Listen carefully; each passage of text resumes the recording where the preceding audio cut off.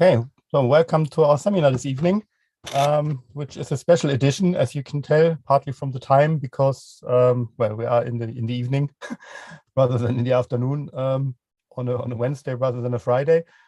Also because it's the last one before the summer break, and even more so because we have a very distinguished speaker today. So John is he managed to show his front page again. Sort of coming all the way from California, I believe, today. At least that's where he's working. Yes. I don't know where he is at the moment. Difficult right. to tell these days.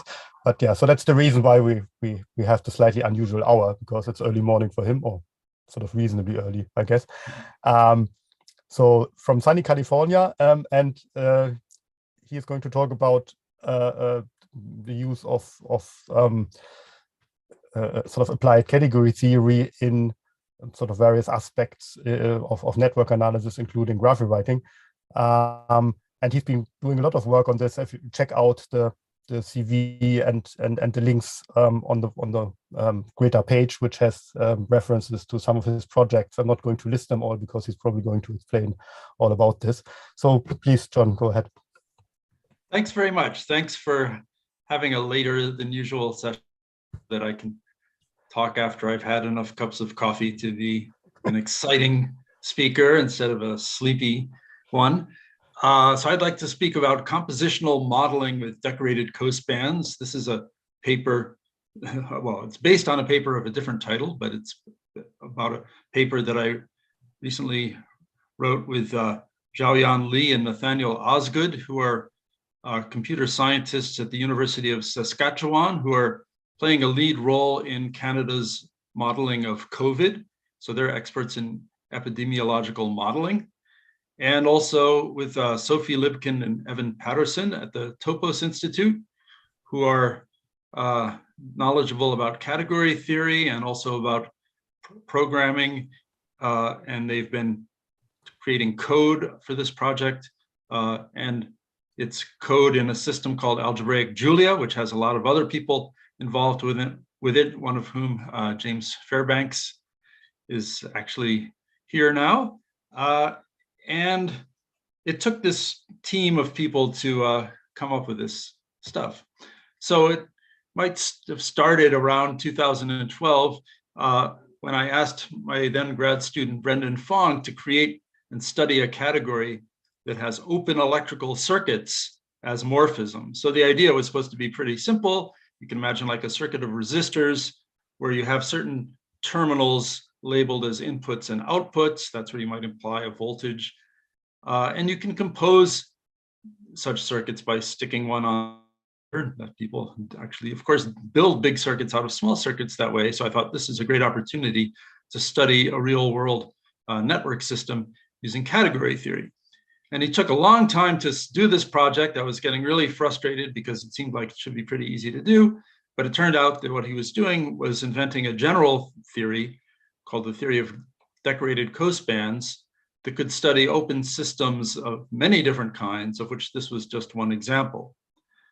And since then, decorated cospans have been used to study lots of different open systems. So if you get a hold of my talk slides, you can click on these blue things and get to different papers where we study open graphs, open Petri nets, open electrical circuits, open Markov processes, open dynamical systems, which I'll actually talk about a bit today, open Petri nets with rates, which are more or less the same thing as chemical reaction networks used in chemistry, and open StockFlow diagrams, which I'll also be talking about today.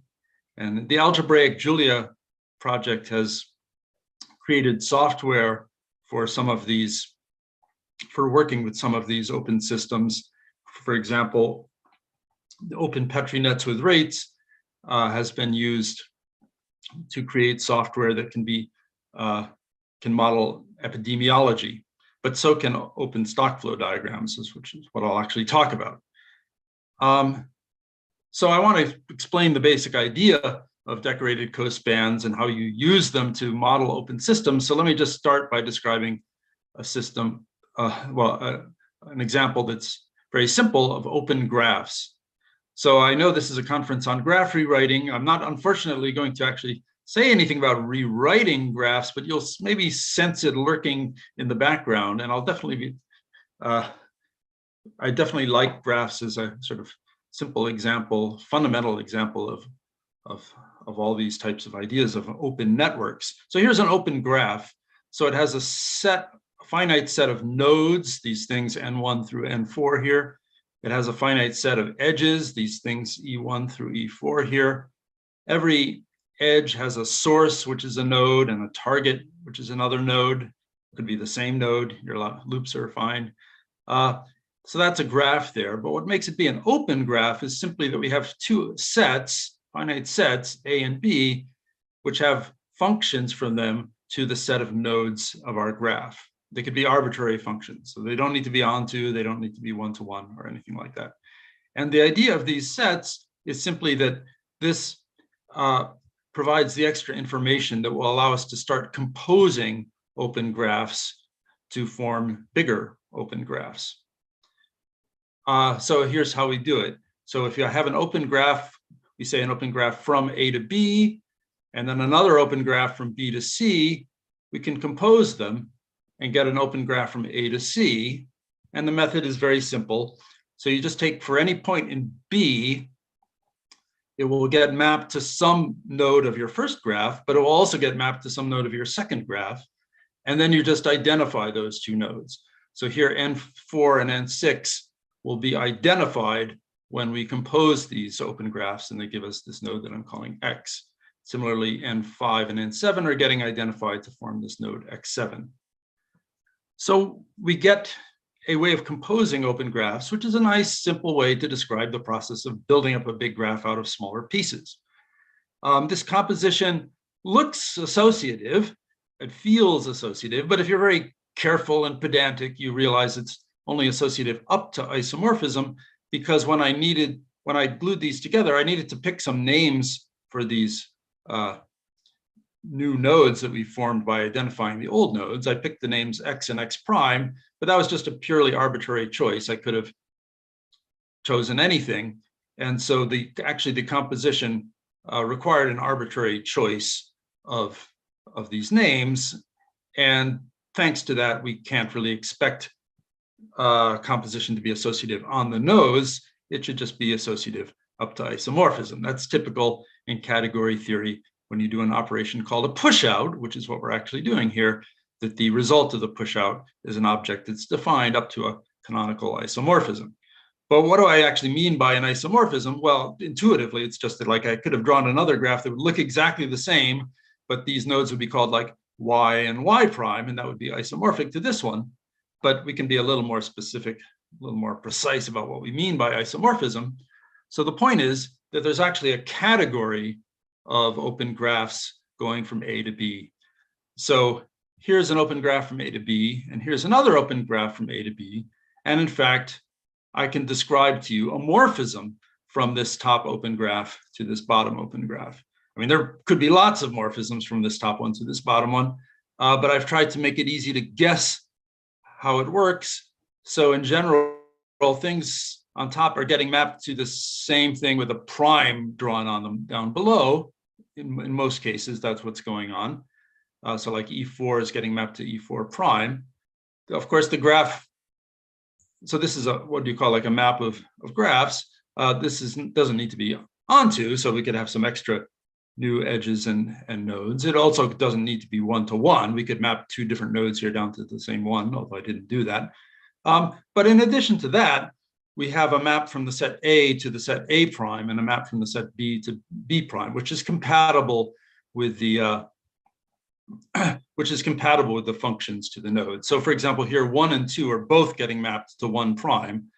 And since notice they're pointing to N1, 1 prime has got to get pointing to N1 prime because N1 is getting mapped to N prime.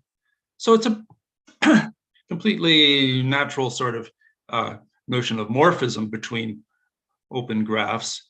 Well, I said there's a category of open graphs from A to B, but actually, and that's true. But in fact, here I said something a little bit more general than that. There's a category where you could have morphisms going from an open graph from A to B over to one from A prime to B prime. So you don't need to hold the A and the B fixed, although you could if you wanted to.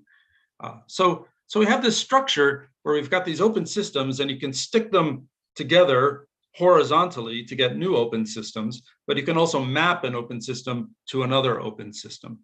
And if you ask yourself, like, what kind of algebraic structure is that thing in general? Well, you'll be led to the answer, which is it's a double category.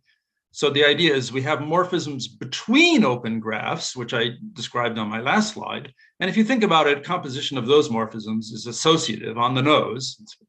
But also, as you saw earlier, open graphs themselves you can think of as morphisms in the sense that you can compose them by gluing them end to end. And that composition is associative only up to isomorphism. So we have two kinds of composition that are quite different in nature. One associative, the other associative up to isomorphism, where the concept of isomorphism, what kind of morphism are we talking about? We're talking about the kind of morphism we talked about in this first item here.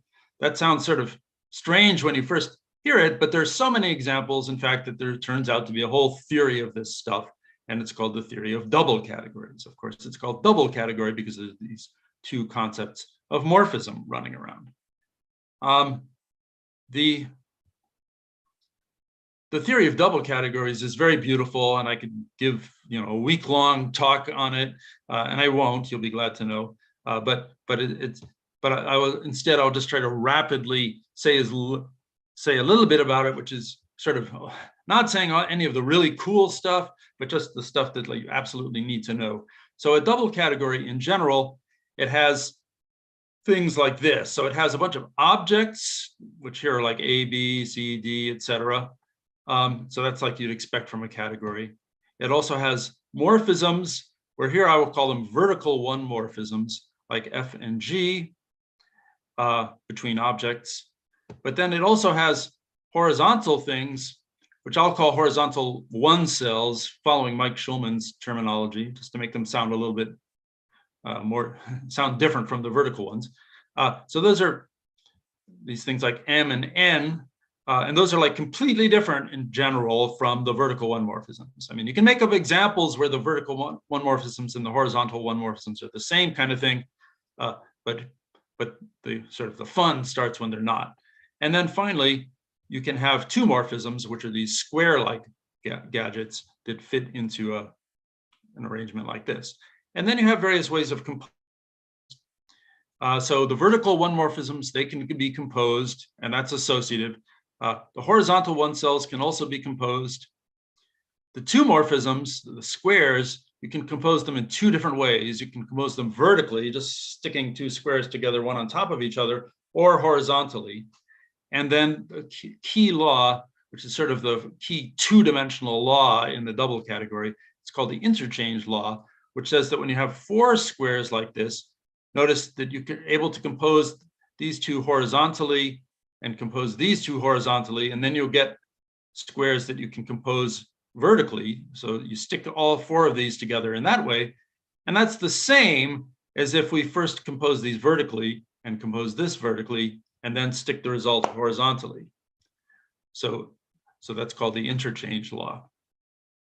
So vertical composition, as I've mentioned a couple of times, that's strictly associative. It's associative as an equation, and it has identity morphisms that do what identity morphisms should. So we say it's unital, but the horizontal obeys these laws only up to isomorphism, where isomorphism is described by these vertical one morphisms. I should say that there's describe this whole structure that if you're a category theorist, you say all this crud that I spent the last two slides saying, you can say it in one sentence, that a double category is like a pseudo category object in cat. Know what that means? You'll prefer to think about it that way because it's not such a big mess. But as usual, it takes practice to think at that high level of abstraction. So now I want to show you how you can build the double category of open graphs using decorated cospans. So decorated cospans is a trick for building double categories. And the same procedure that I'm going to describe also works for a lot of examples, all these other examples that I listed before and further ones. But graphs are nice and simple to think about, so let's do that. So here's an open graph a little bit more carefully than before. So given a finite set n, I'll define the concept of a graph on, just short for a graph whose set of nodes is n. So a graph on n will be a finite set E of edges and two functions called the source and target and they map any edge to its two different nodes, or the same node, called its source and target. Okay, so that's a graph, but I want to introduce this concept of a graph on n. And then an open graph will be a cospan of finite sets. Cospan is just fancy jargon for a little picture like this. So we have two different functions from two different sets to n, together with a graph on n. So this is an example. The one I showed you already, this is an example of an open graph. Here are your sets A and B. Here's your graph on n in the middle here. So now the interesting part, or the trickier part, is that for any finite set n, there's actually a category of graphs on n, because you can not only talk about graphs on n, but you can talk about maps between graphs on n. Those are just maps between graphs that are the identity on the set of nodes n. So you've got two graphs with the same set of nodes. The only thing the map between them can do is map edges around. And so you could like collapse two edges from one node to another down to one or something like that. So in fact, there's a way to assign to any finite set a category f of n. And this process of assigning any finite set this category of graphs on n, it's something that's a little terrifying at first sight. It's called a lax-monoidal pseudo-functor. So it's going from the category of finite sets to the category of categories, because f of n is a category.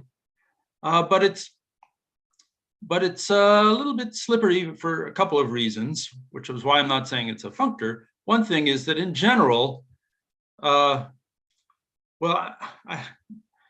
this one may actually be a functor, but in general, the theory of decorated cospans lets you use a pseudo-functor. And what pseudo-functor means is that composition, f of some map of finite sets composed with f of some other map of finite sets doesn't need to equal f of their composite. It could just be naturally isomorphic. So if you think about it, functions over in this category are getting set to functors over here. So you can compose functors, but there are also things called natural isomorphisms between functors. So this is a functor here, and this is a functor over here, and we don't demand that they're equal, just that they're naturally isomorphic. So in general, it's too much to expect when you've got a couple of functors that they should be equal. Usually naturally isomorphism is good enough, and that's all we need. The more exciting part really is this idea of being lax-monoidal. So you'll notice that for finite sets, there's an operation of disjoint union, which I'm writing as plus here. And for categories, there's an operation of product. You can take the product of two categories. That just has the product of the set of objects and the product of the set of morphisms and so on. And we have, you might wonder if f preserves these operations, but it's not quite true. It's only true that you have a map from f of m times f of n to f of n plus n. And the fact that this is not necessarily an isomorphism is what makes it be called lax. So what is that map? Well, it's a pretty simple idea. So the idea is, if I've got one finite set m, I could have a graph on m, and so that would be an object in f of m. And then I could have a graph on the set n, that would be an object in f of n. And then I can just set those two graphs side by side, the way I've done in the picture here. And lo and behold, this is a graph whose set of nodes is m plus n. So this whole big picture here is a picture of an object in f of m plus n. So what we've shown is that there's a map from f of m times f of n to f of m plus n, just setting two graphs side by side. But you'll notice that this map is not an isomorphism because not all graphs on the set of nodes m plus n consist of two separate pieces. There are lots of other graphs in here that don't arise from this sticking together process. So this map here doesn't need to be anything like an isomorphism. So that's the rough idea of lax monoidal. Now there's more fine print. This isomorphism in this map here need to satisfy some equations to make things really work out smoothly. And that's the full definition of lax monoidal pseudofunctor. But I don't think we need to get into that here. So the general idea of a decorated cospan is precisely this sort of thing. If you have a lax monoidal pseudofunctor from fin set, the category of finite sets, to cat, the category of categories, then a decorated cospan is just a cospan of finite sets together with a decoration, that is, together with an object in f of n. So the idea is we're taking this cospan of finite sets and we're equipping the set in the middle with some extra structure, which is an object in f of n. And the example that's supposed to make all this abstract nonsense meaningful to you is the example that I just told you about the open graphs. So here, in that case, f of n is the category of graphs on the set n, and here we're picking out a graph there. So open graphs are an example of decorated cospans, and they're the easiest one, probably the easiest interesting one. But all the other kind of open structures that I mentioned are also decorated cospans. You just pick different choices of f. So it's a general framework for dealing with open systems. Now, sometimes math talks, the way they work is that they build up to the most technical, complicated stuff at the very end of the talk. But you'll be relieved to know that that's not how this talk is going to go. We are now at the most technical, complicated part of the talk, and then it will be a very fun downhill slide from there. I find that sort of trajectory is generally more palatable to the audience than the usual one where you sort of climb up to the top of Mount Everest and then the speaker says, "Yay, now we've gotten here," but everyone else is like stuck down below at the base camp. So this is a theorem that Kenny Corser and Christina Vasilikopoulou and I proved, which is sort of the key theorem for getting a hold of double categories of decorated cospans. And so it says, suppose you've got this situation that I've been talking about, where you have a lax monoidal pseudofunctor from fin set to cat. Then you can get a double category out of it. And the way it works is roughly this: an object will be a finite set. A vertical one morphism is just a function between finite sets, but a horizontal one cell is a decorated cospan of the sort that I've just been talking about. So it's a cospan of finite sets, but with a decoration on the set n in the middle. And then finally, a two-morphism is a commuting diagram. So you've got a cospan on top and a cospan on bottom and some maps going down between finite sets that make these squares commute. But you'll notice each of these cospans has a decoration, and we also want to map the first decoration down to the second decoration. That would be like a map of graphs in our key example. But how it works is that we've got this map H from n to n prime. So that means f of h will be a map from f of n to f of n prime. So in other words, for example, if you got a map of finite sets, it lets you take any graph on the first set and turn it into a graph on the second set. So we do that. So we do f of h to d. So now this is a graph. I'm doing the example. Okay, this is a graph on n prime, and so is this. And then we can talk about a map from one to the other. So that's how you get the map of decorations. So there's some work to prove this theorem because there are laws that need to be checked in a double category, and And that's where all this stuff about lax-monoidal pseudofunctor gets used. And we're actually going to be really interested in mapping one decorated cospan category to another. That's sort of the main thing I'll be doing in this talk, in one example. And there's a continuation of the first theorem that goes like that. Suppose you've got two lax-monoidal pseudofunctors, F and G, and suppose you have a thing going between them. Well, the right kind of thing going between them, you'll be delighted to discover, is called a monoidal natural transformation. Then when you have that, you get a map of double categories. And it does the following thing. For example, I mean, I'm not completely specifying all the things it does, but one of the key things it does is it takes any F decorated cospan, so meaning cospan where the middle is decorated by a guy in F of n, it sends it over to a G decorated cospan. Notice here, I'm not doing anything to the cospan. I'm just taking the decoration and turning it into a decoration of some different kind. So in other words, like if you have some procedure for turning graphs into something else, some other kind of thing, then you can apply that. And if you check the fine print, then you can get a map of double categories. So, okay, now we're done with that stuff, and we're going to see what we use it for. John, before you go there was a question on the chat here. Maybe that is a good time to ask this. Yeah, that's a good time. Is there no visualization for decorations? Jeremy asked, and then there are lots of ways to visualize the decorations. It completely depends on which example you're looking at. So in the case of open graphs, this is what the decoration looks like. It's the graph, and then there are all these other examples, and in each of these cases, there's some kind of thing that you can draw, where you draw your set N, which is a bunch of dots, and then you draw a bunch of other stuff. And so I'm going to do two more examples now. Okay. For how you. Yeah. So the abstract stuff is very general, but that's so that it can handle all these nice examples. So it turns out that there's.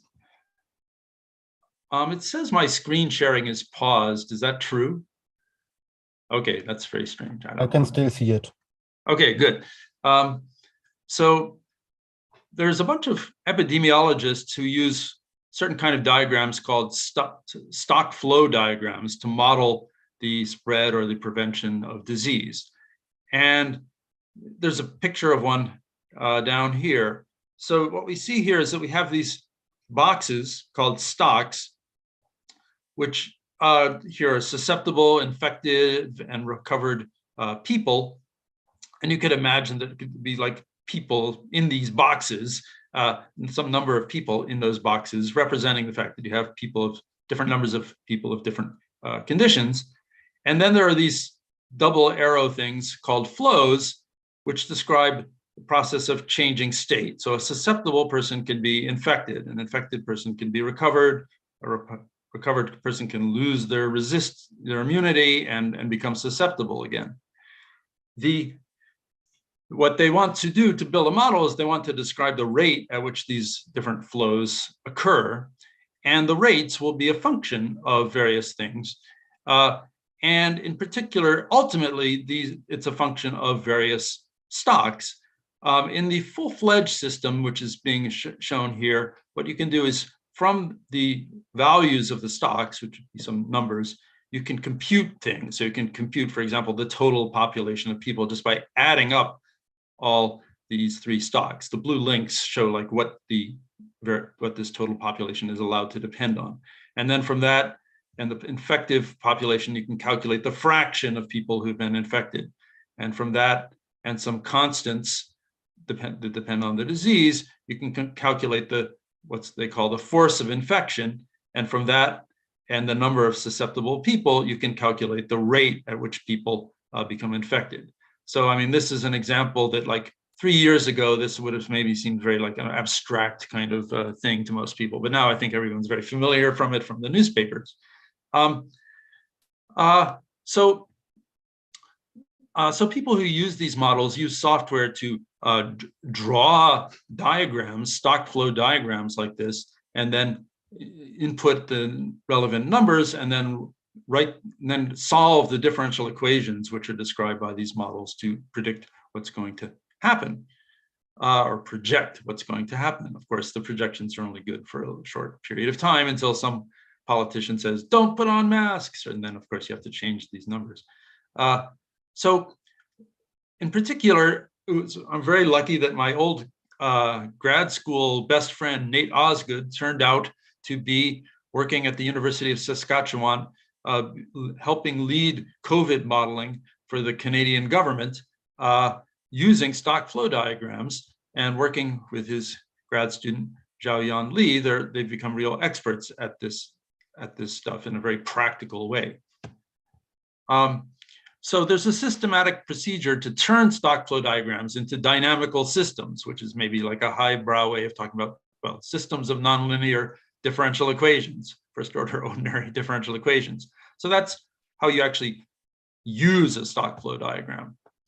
Now, here's the interesting part from the decorated Cospan perspective anyway. So you can imagine building a large StockFlow diagram, a big complicated model, by composing a bunch of open StockFlow diagrams, if we can define that concept. And then it should work out, if everything has been done right, that the dynamical system for the large diagram is also the composite of some open dynamical systems for the smaller open parts. So we don't normally talk about composing systems of differential equations as if they were like morphisms in a category. But in fact, if you've ever messed around with bunches of differential equations, you actually have done that composition. Like if you're solving physics problems, and it simply consists of like taking several different differential equations, and saying, hey, this variable in this one is the same as this variable in the other one, and we just write these differential equations next to each other, and we get a larger set of differential equations. So this is useful when you're dealing with large, complicated models, to be able to build them a little bit at a time. So that's what I mean by compositional modeling.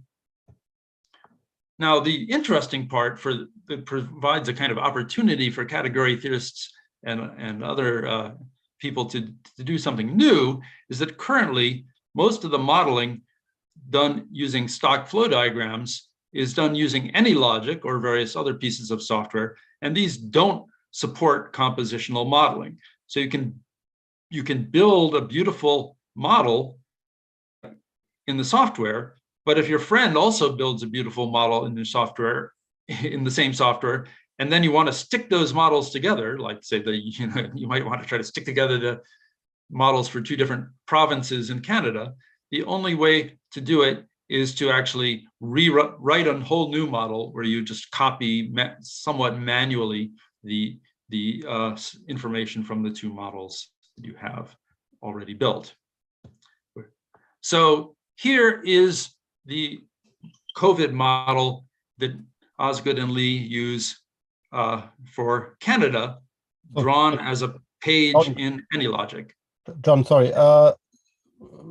We're still seeing the slides saying at the top now, let's see decorated Cospans in action. Is that what we're supposed to be seeing? No. So it was really true. All right, so there was something blocked here. Oh yeah, okay. I think now I've gotten out of that problem I was sensing. Let's see now. Oh yeah, now it's changing. Okay. Okay. And now it says there is a systematic procedure. Oh, okay. Yeah. So you're just like putting up with me talking on and on about the same slide. Yeah. Okay. You're too nice. You should. It's a nice slide. Okay. So hopefully you understood what I was saying, but I was saying the stuff that's on this slide. I was describing compositional modeling and complaining a bit about AnyLogic. And so, okay, now you realize that something had gone wrong. So I was just expecting you to all go, wow, look at this horribly complicated StockFlow diagram.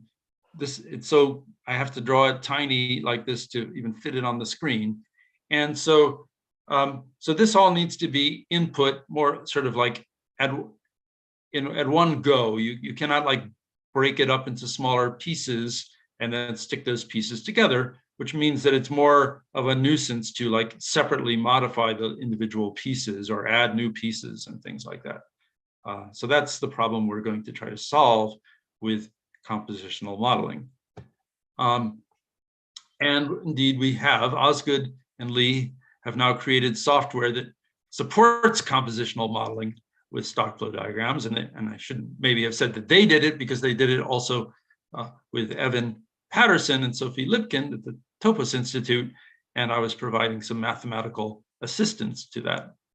And so they used algebraic Julia, which is a framework for high performance scientific computing that lets you program using category theory constructs. And this was developed by a large team of people that includes James Fairbanks, Evans, Sophie, and others. But I just want to talk about the math underlying the software, since I'm a mathematician and that's the part that I actually understand best. So I'm going to do a simplified version of StockFlow diagrams without all the bells and whistles that modelers want, but should be enough to get across the idea.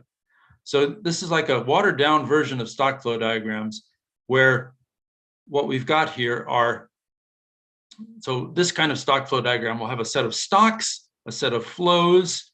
Each flow is like an edge between stocks. So it will have a source and a target, but they're called the upstream flow and the downstream flow of the stock. And then there are these links, which are these blue things. And those always, those have a source and target, and their source will be a stock and their target will be a link. And then finally, for each flow, F, there will be a function. And the function will just tell you sort of how that flow is going to depend on various stocks. And so what we need to think about is, I'll call it L of F, which is the set of links whose target is that flow. So like L of I would be the set consisting of S and big I here. And then so our function goes from R to the L of F to R. So in other words, it would take, in this case, two numbers and compute the flow from it. So here's an example. This is an example of a simple model where you have susceptible, infective, resistant, and I guess you can guess what that one stands for, dead, and these processes. So infection, the flow is some function of the number of susceptible people and the number of infected people. Gaining resistance could be a function of the number of infected people, and the rate of death would also be a function, some other function of the number of infected people. This is like a very baby model. So from a StockFlow diagram, we're going to get a dynamical system.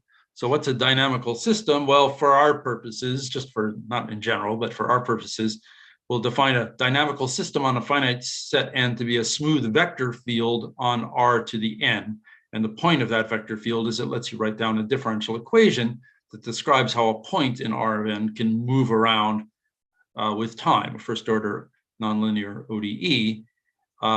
And so it's describing how this vector of stocks evolves in time. And so each StockFlow diagram with some set n of stocks gives you a dynamical system on n. So this one that I just wrote down, it would give you this one, which instead of writing down the vector field, which would look a little bit sort of abstract or boring, I'm writing down the differential equation that comes from the vector field. And so you see how it works here. The time derivative of the number of susceptible people is minus phi I of S and I. Phi I, that's the function associated to this rate of infection. And so as people get infected, the number of susceptible people decreases at that rate. But correspondingly, the number of infected people increases by the same rate. And then infected people can turn into resistant people. So we get this minus phi RI and this plus phi RI here. And similarly, infected can turn into dead. This nice thing about these type of differential equations is we have a conservation law, which is the conservation of the total number of people. So this type of differential equation has has that kind of conservation law associated to it. Okay, so now here's how we get the double categories into the game. So for any finite set n, there's a category of stock flow diagrams with n as their set of stocks. I won't carefully describe the morphisms in that category, but they're a whole lot like morphisms in the category of graphs. And indeed, there's a lax monoidal pseudofunctor sending any finite set n to that category, f of n. So there's lots of stuff to check here, but it's all sort of straightforward to check. So we can use our first theorem, theorem 1, to get a double category of open stock flow diagrams. And here's what an open stock flow diagram might look like. So it's a stock flow diagram, but then with two finite sets with functions to the set of stocks. And again, the point of all of this open stuff is this will allow us to compose open stock flow diagrams to build bigger ones by identifying some stocks of one with some stocks of another. Now, there's also, for any finite set, there's a category, I'll call it G, because that's the next letter after F. There's a category G of n of dynamical systems on n. So it'll have them as objects. And this one is sort of boring in a way as a category. It just has identity morphisms. And there's a lax monoidal pseudofunctor sending any finite set n to that category G of n. So we can use theorem 1 again, and now we get a double category of open dynamical systems. And I hope you see where this is heading. So we have this process of turning stock flow diagrams to dynamical systems. So you can check that that gives you a natural transformation, theta, from F to G. So in other words, for any finite set n, you get a map sending stock flow diagrams with n as their set of stocks to dynamical systems on n. And so then we can use our second big theorem, theorem 2, to get a map of double categories. So this will send open stock flow diagrams to open dynamical systems, and it will preserve these various forms of composition that are present in a double category. So that the last part is the key part. So it means that we can take open stock flow diagrams and turn them into dynamical systems and then compose those dynamical systems, which means like write the differential equations next to each other and identify some variables. Or we could do it in the other order. We could individually turn our open dynamical systems, our open stock flow diagrams into open dynamicals. No, that's the one I said first. Sorry. So you can compose and then map over, or you can map over and then compose, and you get the same result. That's the point of being a map of double categories. So that's all beautiful as math goes, but the important part is that my co-authors actually did something with these ideas. They implemented a bunch of these ideas in algebraic Julia, this nice framework for programming with category theoretic constructs. And they created a software package called StockFlow, which you can now download on GitHub.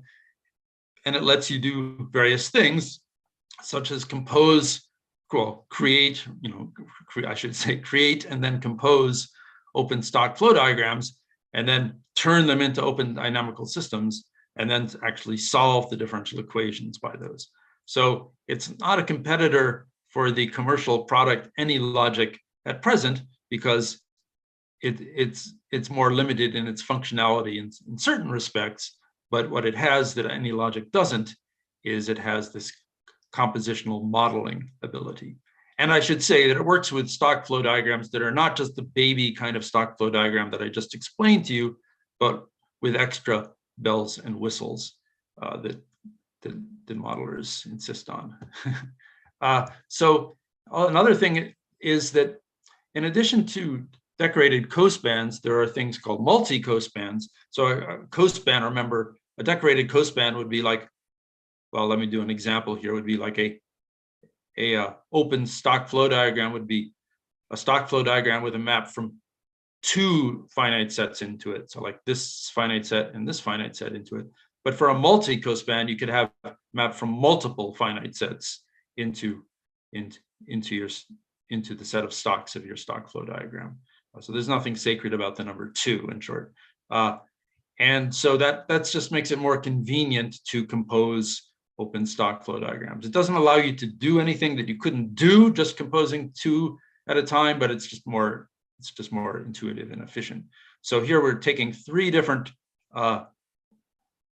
multi-cospans, and then you notice that like R, the resistant population, is present in this model and also present in this model. And so we would like to compose them by sticking these models together. And that's what's going on here. So here they are separately, and then they've been composed, assembled into a larger StockFlow diagram. And so that's the kind of thing that they can do, or that you can do if you just download the software.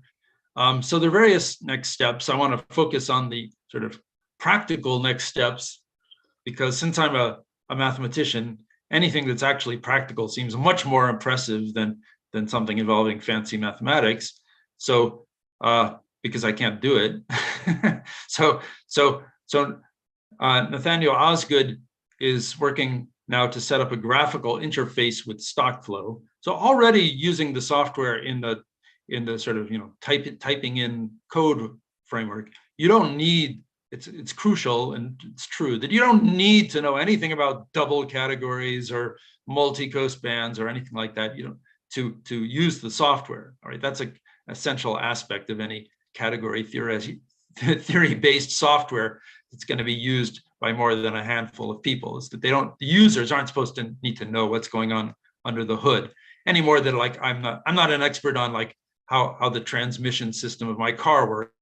I need to be, and well, hopefully I'll never need to know, right? That's the idea. If as long as it works, you don't need to know it.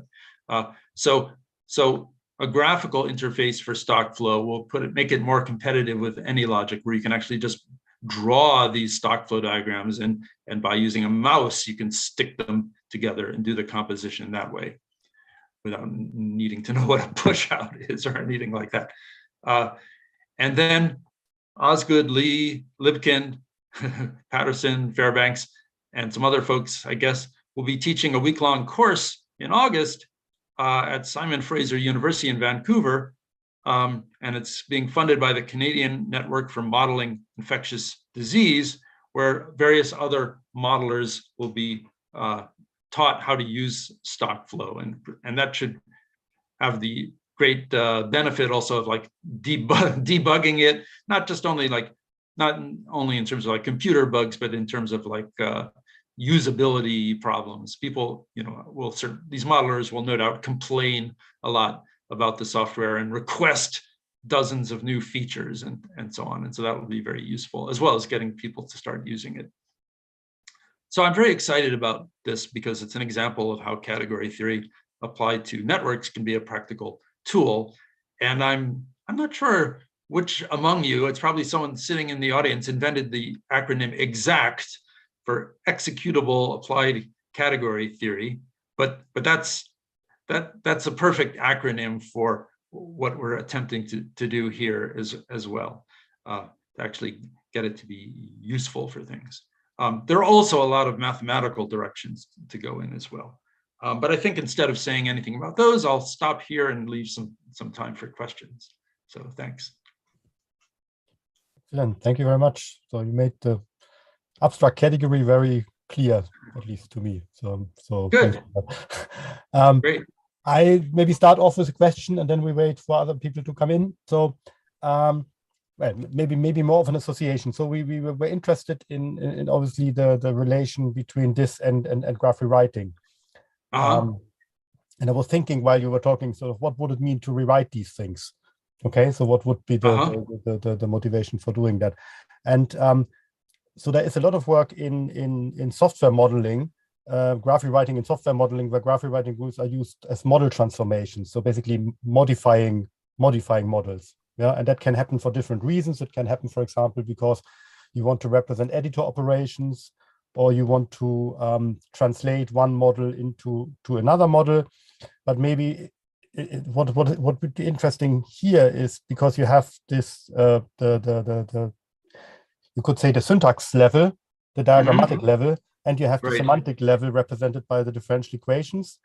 So there is one typical operation that is called a refactoring, which is basically means a restructuring operation, a transformation that restructures the model without actually changing the semantics. So something that is essentially a semantics preserving transformation to improve the internal structure, for example.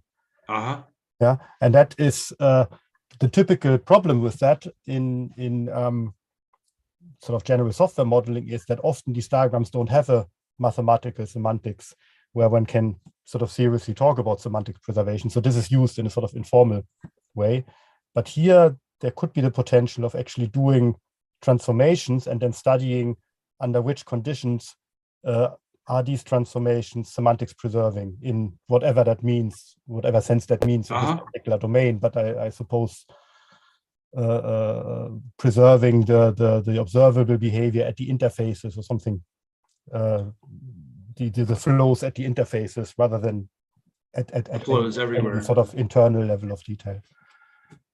Yeah, that's very interesting, right? So it's hard for me to think offhand of transformations of a StockFlow diagram that would completely leave the differential equation the same, but so you're going for something weaker than that. There actually would be cases. So for example, but they're not all that important, but there are cases where you could have like two mechanisms of infection. So you'd have two different flows from susceptible to infected, each with their own flow. And then there's a transformation where you like collapse those down to a single flow and then add the flows. So that's actually important, I guess, theoretically. And that would be one. But you get more leeway when you combine that type of idea with different ways of saying that we don't care about everything. We just want to observe certain things.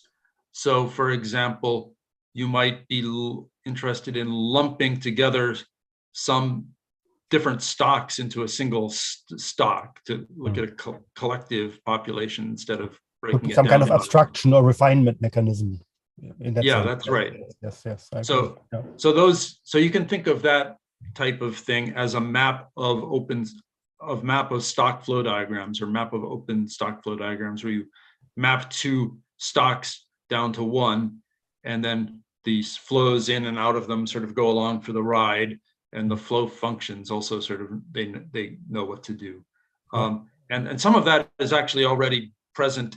That is actually already present in the fact that this thing is a functor here, because maps between StockFlow diagrams can identify several stocks to one, and then here we know, here it sort of automatically knows what's supposed to happen to the differential equation. But there are lots of fancier things that one can begin to think about that aren't yet sort of covered by what I've said. Okay, cool. So there are a couple of questions now. Jeremy asked a long question on the chat. I'm not going to read this, but Jeremy, can you maybe unmute yourself and ask that yourself? I asked the question kind of in a very concrete way, but the more abstract way of asking the question is, how do you use applied category theory to map between high fidelity models and low fidelity models of the same phenomenon? So you could imagine like you have a very high fidelity model where you're modeling every single agent interacting with each other and infecting each other. And then you also have like these kind of population-based models, which are, where an entire population is a single number rather than each individual agent. And you can imagine that you might want to abstract or refine depending on, the numerics, you're kind of trying to you're trying to refine. You might want to explode out one part of the map in order to get really good detail, but another part you can just kind of abstract away. And is there a way of kind of handling that with applied category theory? We haven't worked on that yet. So, I mean, the answer to your very last question is, well, let's see, I forget if it was, could you? If the answer is could you, the answer is yes. The answer is do you know how? The answer is no. So I mean, so the category theory isn't going to really tell you how to turn an agent-based model into a simplified, coarse-grained, something like StockFlow model. So it's really, the good news is that for me is that Nate Osgood is also using a lot of agent-based models of disease, and one of our next projects is to start thinking about those from a category theoretic perspective. So I think, but what I'm trying to say is that one has to go through the work of like figuring out how you plan to do that that kind of coarse graining operation that you're describing. And then if you tell me how that works, then I can try to like fit it into a category theory framework and make it very slick, and then it can maybe be useful to do it so slickly. Okay, so I see. James also provided a useful response, and he distinguished decorated cospans from structured cospans, in how you can handle, numbers versus structured properties. Okay, I'll have to think about that. Yes, John, yeah, this is just someone asked about structured versus decorated. I linked to your paper. Oh, I see. And and my observation that all the examples you give where they're different involve doing math on numbers they involve like quant aspects of the model versus if it's purely structural. Right. Then the structured cospans are kind of sufficient. Sorry. Yeah, so there are two frameworks running around called structured and decorated cospans, and I decided not to burden people with thinking about two, which have a fairly large, but that's a more technical talk. Getting into Rasmus asked the question, so what is the difference between these two frameworks essentially? Is that possible to answer that briefly? Or? Oh boy, let's see. It's like, unfortunately, I'm too interested in it to answer it briefly. Let's see. If you ask me a more boring question, I could answer it faster. So these, I mean, one thing I'll say is that these two examples that I gave here, the concrete two examples about the this one, StockFlow diagrams and open dynamical systems, those can both only be done, as far as we know, using decorated cospans, not structured cospans, and that causes certain difficulties because the algebraic Julia software was really optimized for structured cospans. And the reason why it turns out that these require decorated cospans is actually not so visible in the software so far. So probably for the software so far, you could use either one, but in this math here, it's definitely visible. And the point is this, that when you map a complicated, I don't have a good example, but if you map a complicated StockFlow diagram to a simpler one, where you're mapping several flows down to a single flow, you need to add the flow functions for them to do something reasonable. And that adding is not something that the structured cospans are sort of smart enough to know about. There's no place you can stick in that fact that you need to add the flow functions in the structured cospan framework. But the decorated cospans framework is a little bit more flexible, and thus you can put it in there. To say something about implementation, we actually had decorated cospans first. But you had to, the user has to provide the lax monoidal functor. They have to tell you what to do. Like that's where the adding comes in. And so that like the data the user had to provide included that fact that they're supposed to add. And so when we implemented structured cospans, we were like, oh, this is so much easier. You don't have to add this extra information. It like just knows what to do. Yeah, that's very interesting, because I jumped aboard the computational side of the project relatively late, and we just for some reason went for structured cospans together with some ad hoc little things here and there. And so actually I'd been itching all along to like do this with decorated cospans once I realized the issue. So I hadn't even known that that was like a theoretical, that the software had already been set up for that. So this is a case where that could come in handy. Yeah, it got deprecated based on conversations with you actually. You were like, structured cospans are always better. You don't need decorated cospans. You don't need decorated cospans ever. I thought that like for a long time. I thought that was for a long time. Yeah, but it's not true. Yeah. I noticed so Barbara has. Yeah, so we'll put it back. Good. Okay, great. Ghislaine had a question on the chat. Do you want to ask that yourself? I think it was a fairly general one. Hello, do you hear me? Yeah. Yes. First, thank you very much for this very interesting talk.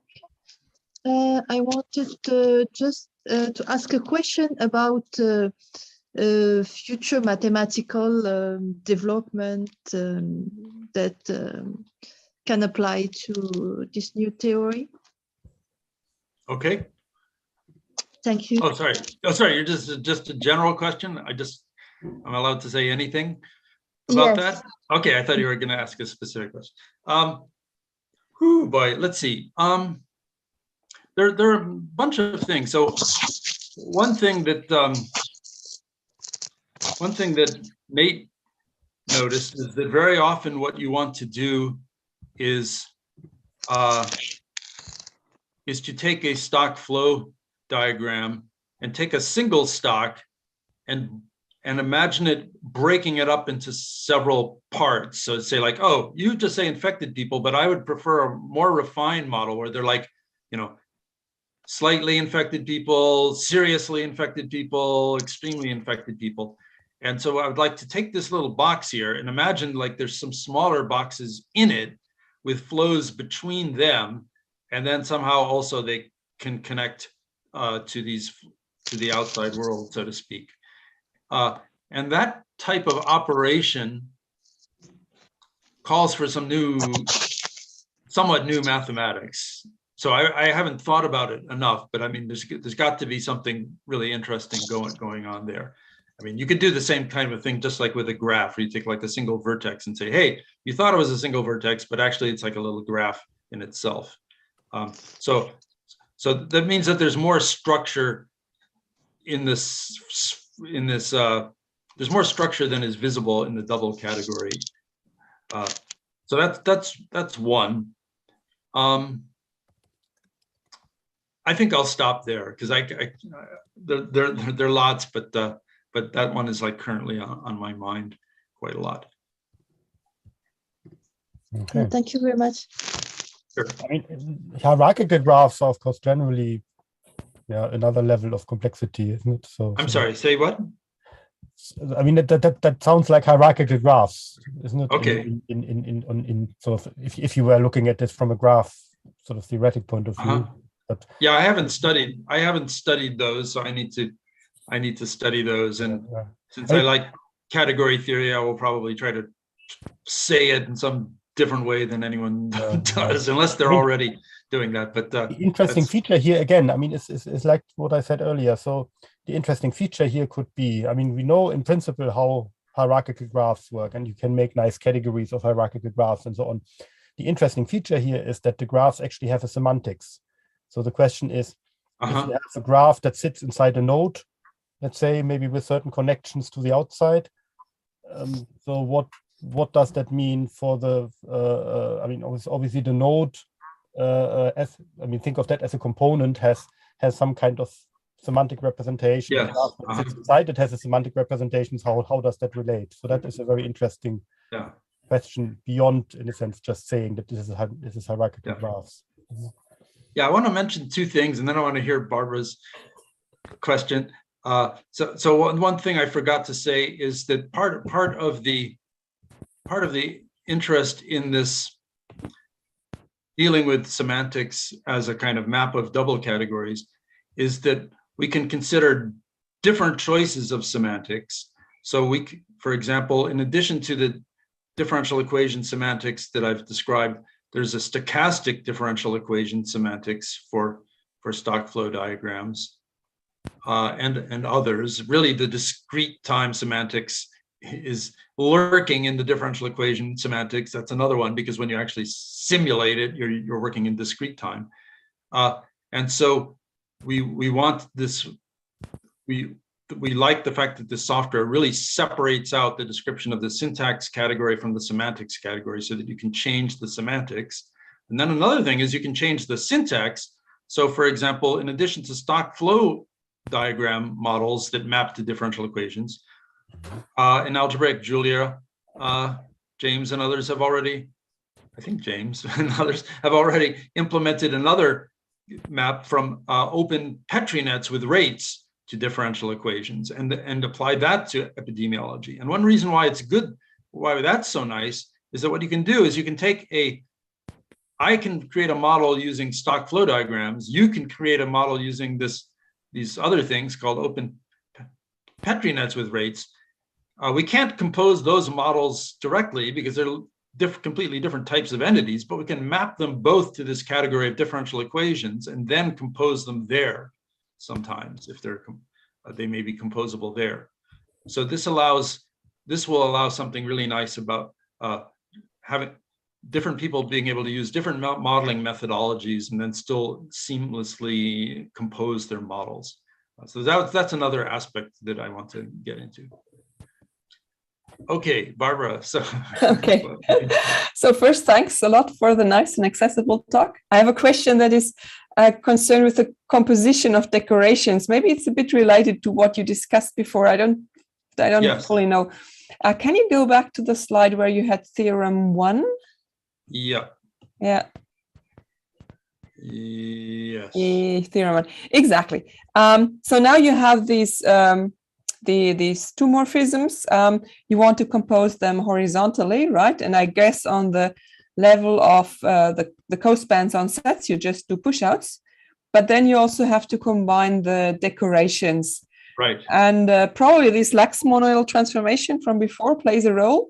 But I don't fully see how you really do the composition of the decoration. This is a bit of a technical issue, but it's an important issue. And so you can think about that issue already just with composing two horizontal one cells. That's where it first shows up. Right. Yeah. And so unfortunately, it would take me a while to pull out my little notebook where I can start scribbling and showing it to you. But so what you would do is you'd take a push out to compose these two cospans, as you said, and then so there'd be this push out. Sorry, this is like really hard to explain just with words because it's like a picture type of thing. But you'd have your push out would be this object that would have maps from n and let me call the next one n prime to it, and we have this decoration on n and this decoration on n prime, and you're just asking how do we turn that into move it into yeah, that's right. And so there are two steps in doing that. So first what we do is we take the decoration on n and the decoration on n prime and we turn them into a decoration on n plus n prime, the co-product or disjoint union, which you do with this lax monoidal thing. Right. Okay. Yeah, so there first we do that. And that's where the lax monoidal thing is so crucial. And then there's always a map. Now I'm calling them M and N, okay, instead of N and N prime. I changed my notation on you. But then there's always going to be a map from the co-product M plus N to the push out that we really want, which is like M plus N over the common thing. And since F is a functor, there'll be a map from F of M plus N to F of that push out. So then we use that map to move our decoration onto the push out. So in the example of open graphs, for example, the first step is you just set your finite sets M and N side by side, and there's just an obvious way to get a graph on that. But then there's a map from this pair of graphs to the graphs to some graph where we've actually glued the graphs together if we're composing. And then there's a natural way to turn it because F is a functor, there's a way to once you stick the nodes together, that gives you a way to stick the graphs together. And in the case of this, I'm sorry. But just to continue on one little bit, but the place where you have some choice, the place where you like get to make up your mind about how you want to do things is how do you pick this we call it this laxator feed. So when I was talking earlier, just a minute ago with James and others about how decorated cospans were a little bit more flexible than structured cospans, it's because here we have this ability to choose different laxators depending on what we want to do. Yeah. And this is also because you said in the StockFlow case, you might have to add up things. And this is probably also where you can make a choice to add things up. Yeah. Or you do this, or you do it in the arrows, in the next step. Yeah, that particular choice actually is, yeah, so there's, I guess, a couple of places where things get, sorry, that particular choice would be, yeah, in the definition of the morphisms in the category F of N. So like, what's a morphism between stock flow diagrams? Well, you map stocks to stocks, flows to flows, but what do you do about these functions? There are actually two different choices that are interesting, but the one that I'm talking about now involves adding flows, adding the flow functions. Yeah, so there's some adjustable parameters, so to speak, in how you define that category F of N. Okay, thanks. Yeah, that's a great question. That's going straight for the that's like the stuff that you actually need to get this to work. And I screwed up the first time I started doing this, writing this paper, and then I realized, oh no, it's mixed up. All right, very good. We had another question by Mohammed. Yeah, hello, and thank you for the wonderful talk. My question is, can you somehow use category theory to simplify or solve these ODE systems that you're constructing? So is this modeling through category theory, does it give you some insight in simplification or solution? Or so maybe something concrete. If you start with this cospan and look at it as a quiver, and you look at the representation theory of this quiver, would this help you to I don't know, simplify your system of differential equations or decouple it? Or I don't know any good results along those lines. So so far the only thing that the category theory is making clear, which hadn't been, I think, completely clear before, is what are you doing when you're composing a bunch of differential equations? That is, and physicists might. So part of the reason why people have so much trouble with physics classes is that they've learned like a whole bunch of laws of physics in the textbook, and then they're told to solve a particular real world problem. And the problem usually involves lots of different subsystems that are coupled to each other in different ways. And laws describing each of the subsystems, and then you're supposed to know or intuit the way in which they're getting coupled. Like when when a double pendulum is assembled, at this end is equal to the position to the end of the next one. So that's like a constraint forced by two things being equal. So I think that what's interesting is that physicists are sort of basically expect you to pick up all these tricks. And the reason why physics is considered to be the hardest subject among undergraduates is that it's actually not obvious how you're supposed to do that stuff, but it's never explained except through example and just like intuition. Whereas what this category theory stuff does is it makes it a completely systematic process. The point is that there really is a double category of open differential equations, and when you're sticking together sets of differential equations, you're doing composition in that category. And that is what we've done that I think is a step forward and is somewhat interesting, even though a hardened physicist would say like, well, I know how to do this stuff already. but it's a case of like taking implicit knowledge and making it explicit, which is of course very important if you're going to use computers to do things. That in terms of like solving the differential equations, we don't know anything new about that. I'm not saying that there's nothing to be known, but we just haven't, at least I haven't gotten anywhere in that direction yet. The solution of a composed set of differential equations cannot easily be obtained from the solutions of the individual differential equations that you're composing. So I mean, unfortunately, except maybe in some very simple linear special cases, there you get the possibility of complicated feedback loops and so on when you start composing systems into a larger system, which means that you can't just like separately solve the differential equations and stick the solutions together, right? But you can stick the equations together at least. Okay, thank you.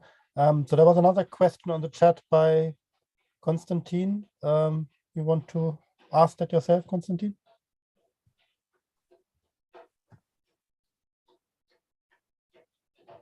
Otherwise I can. Yes, let's see if you can hear me. Yeah. Yes. Hi. So I posted a question on the chat about differing timescales. How would you handle that? So I'm thinking basically of there are quick transient dynamics that might add up in the long run towards slow dynamics. Any thoughts on that? Any comments?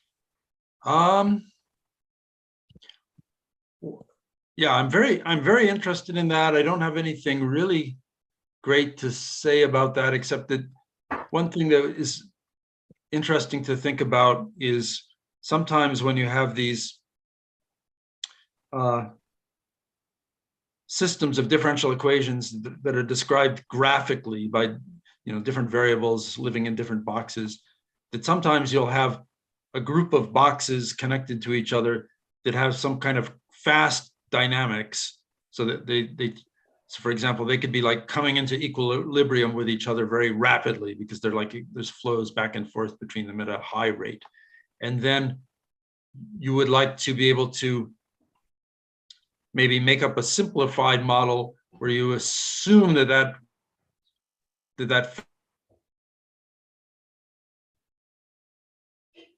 equilibration has already, like as a quadratic approximation, where you seem to like the fast things have always had time to do what they want to do. So then you could like try to lump those variables into a maybe lump them into a single variable, or at least say that like, oh, we won't bother solving the differential equations for them. We'll just assume that they are in equilibrium because that happens fast. I guess the closest I've gotten to dealing with that mathematically is I wrote a paper with Kenny Corser called Coarse Graining Open Markov Processes. And there we considered the simplest case of coarse graining, which is where you can lump together some variables into a single variable with no loss of accuracy at all, which is a very unusual special case. But the case you're talking about, well, what you're alluding to is that sometimes it will require an approximation to lump together several variables into a single one, but that it's a useful thing to do. So that's a kind of approximation involved in the coarse graining.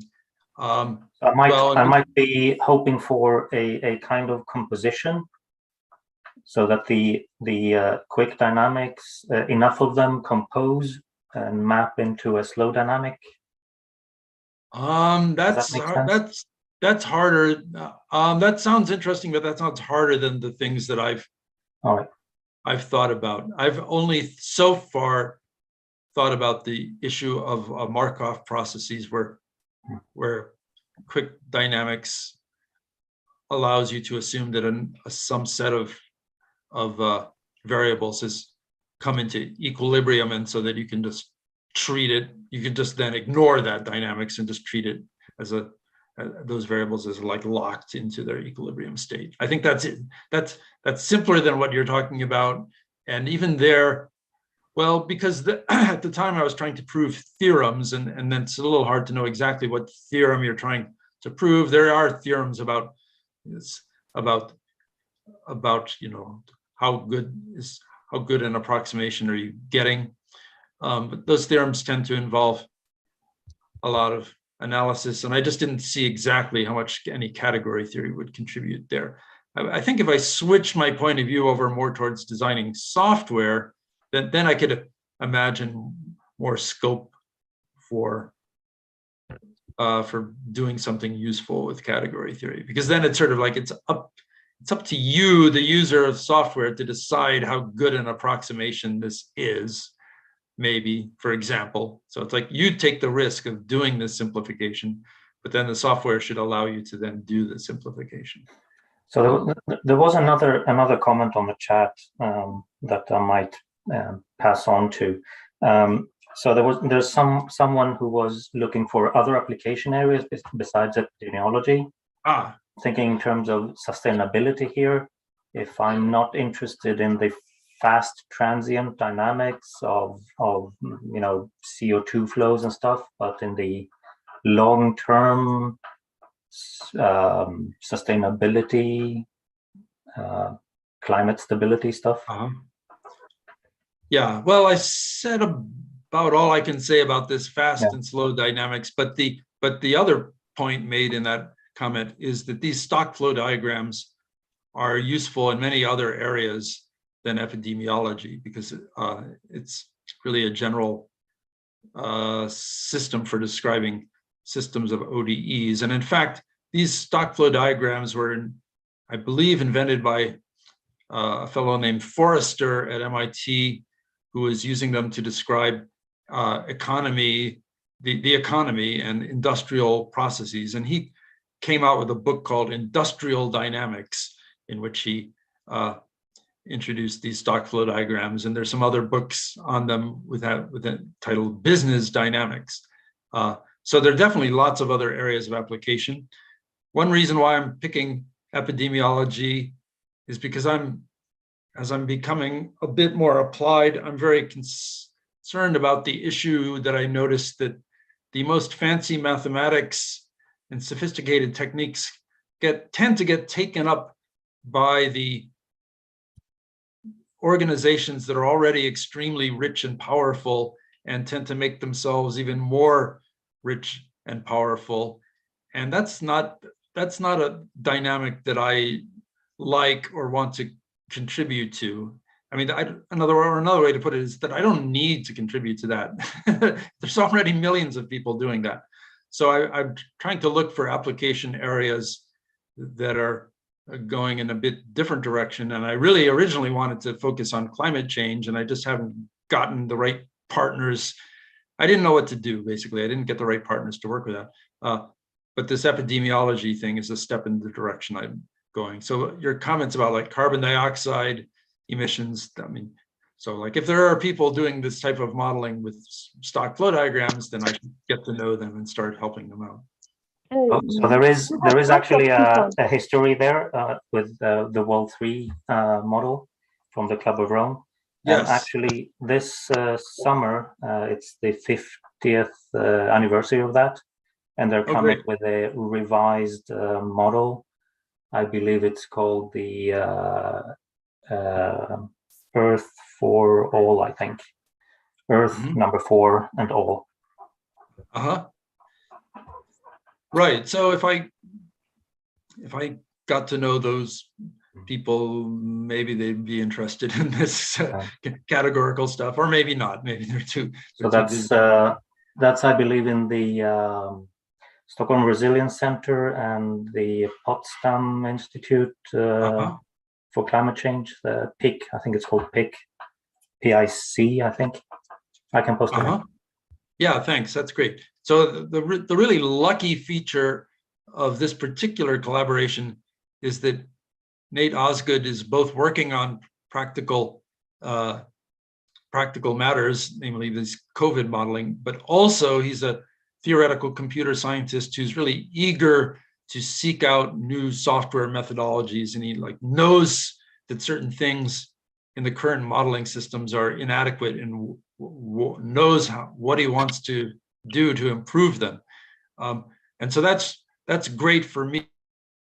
That I have someone here who I can talk to, who knows some category theory, knows something that can be done, and then it's up to me to help him come up with the details of doing it. Whereas I'm sort of scared of a situation where I go to a bunch of people who are already busy doing something, and I say hey, we can do it with category theory, and then they don't know what that means, and they may not be at all interested in that. So it really helps if there's a reaching out in both directions in these type of projects. Okay, very good. So maybe we have to bring this to a close, at least the official part. But Nicholas has a question. Yes, well, thanks a lot, John. It was a very nice talk, and I just want to bring it back because we are waiting for the practical questions. But I would like to bring it quickly back to your nice double category, just because sure. got a little bit into that. And I was just wondering because one of the immediate thoughts was that I mean, clearly there is a way of looking at your construction of a decorated cospan as one particular kind of comma category construction. Yes. I mean, then the question is, do you also get, I mean, you have additional data for constructing the double cells. So that's nice. I mean, there's another piece of information here. But the point is that since, I mean, under certain conditions, that would give you at least some weakly adhesive category. And then you could actually rewrite those objects themselves. So, I mean, the point is all of this other double category stuff was about showing when is it possible to reason compositionally about the rewrites of such structures. So I think that would be very interesting. And the other question was, I mean, and I'm saying one should try which version of your construction gives weak adhesive category would be interesting to see maybe. I can say a word about that. Yeah. So, I mean, the shortest answer to that is look at Daniel Sakala's thesis. Yes. so he decided, he worked with, he looked at the case of toposes. So like the category of graphs is a topos, and all sorts of categories of diagrams of various sorts are topos. And he was able to construct a rewriting theory for decorated cospans in that, or structured cospans, I should say, in that case. And he definitely talks about adhesive categories there, although I'm not sure that.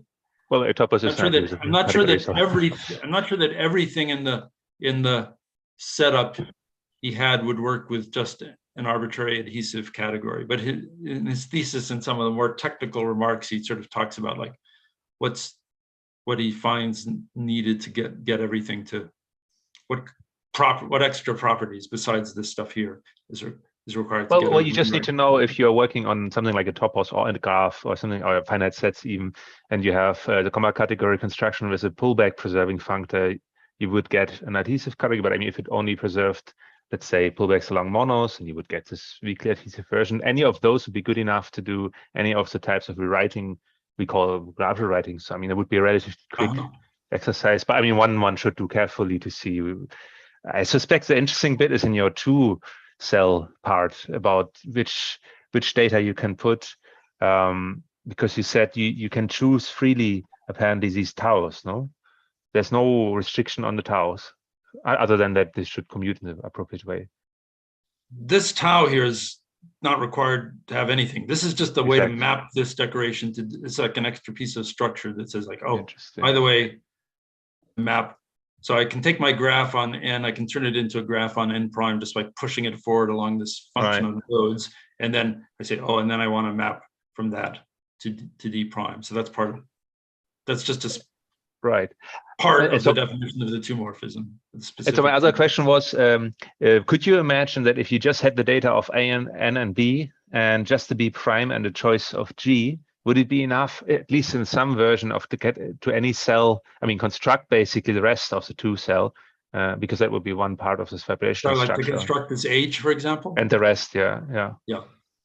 Maybe by doing a kind of pullback. Maybe I haven't thought about that at all. That's interesting. I can see why. Because I think I think what's interesting about your version of these, because one could just take typed graphs and do graph rewriting, but I guess you have a lot of high level of control about the structure. I mean, you're essentially gluing at the periphery of such complex diagrams because you get them from a modeler and you don't want to mess with the inside, I guess. That's right, exactly. And I think still in algebraic Julia, there might be this level of where you might wish to allow for that operation too, to mess inside the box. But I mean, most of the time, keep just your decorated Cospan thing. So I wonder if there's a middle ground where you can actually actively modify the decoration also. But yeah. Yeah, that's interesting. I would want to like get my hands on some pretty concrete example of that to see like how that works. Interesting. How it could work. Okay, so I'll have to. So is it your most recent paper about one should start reading then, where you speak about these double categories also? I guess you give a reference. The most somewhere recent in the paper does not talk about the double category aspect. Okay. It's a short paper, but we have a paper called Compositional Modeling with StockFlow Diagrams. Excellent. And that has references to other papers. Very good. So my paper with Christina and Kenny has all this type of stuff and lots of examples of this type of stuff. So it's called Structured versus Decorated Cospans. Great. Thanks a lot. Sure, yeah. Okay, so then, yeah, I suggest that we then finish close the official part. So that means we disconnect from Zoom. So, sorry, not from Zoom, from YouTube. So thank you very much again, John, and everyone else who attended and asked interesting questions and had a lot of interesting discussions on the chat as well. So we're going to stay on Zoom to continue the discussion informally, with everyone who wants to be there. But we're going to disconnect from YouTube now. Yeah. Anything else, Nick, that you want to add to that? Yeah, also to thank John, of course, for an excellent talk and also for allowing us to have such a nice sort of celebration for the end of this season of GReTA. Thanks a lot, John. And we will return with the GReTA series sometime in the fall, and we'll announce first series of talks again on Twitter. And so to everybody who attended this talk and the others on GReTA series, thanks a lot, and see you